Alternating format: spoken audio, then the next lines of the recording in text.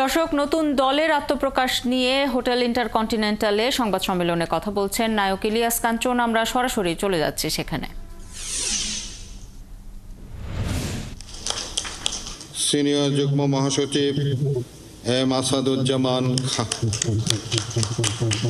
যুগ্ম মহাসচিব advocate ABM Rafiqul হক তালুকদার রাজা, আল আমিন রাজু, নাজমুল আহসান, সমন্বয়কারী নুরুল কাদের সোহেল,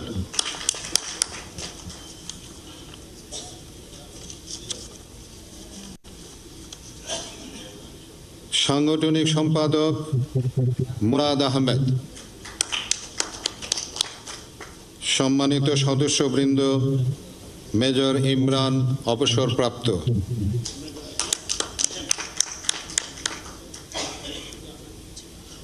কর্নেল সাব্বির অবসরপ্রাপ্ত, প্রযুক্তি বিষয়ক সম্পাদক গুলজার হোসেন, প্রচার সম্পাদক হাসিবুর রেজা কল্লোল, সম্মানিত উপদেষ্টা মণ্ডলী শাহ মোহাম্মদ আবু জাফর, মেজর অফিসার মুজিব,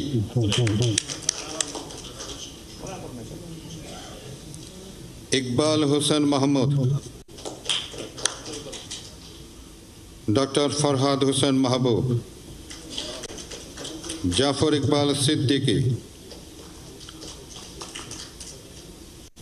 আউয়াল ঠাকুর, তহিদা ফারুকি,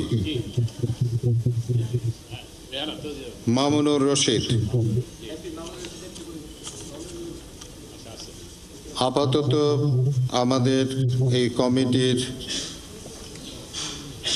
নাম আমি যেটুকু পাঠ করলাম সেটুকুই আমরা আপাতত আমাদের মধ্যে আমরা ঘোষণা করতে পেরেছি।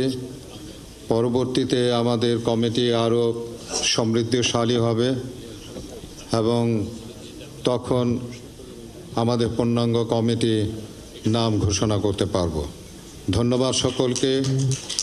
আমি আগামী দিনের বাংলাদেশ জনতা পার্টির শুভ কামনা করছি।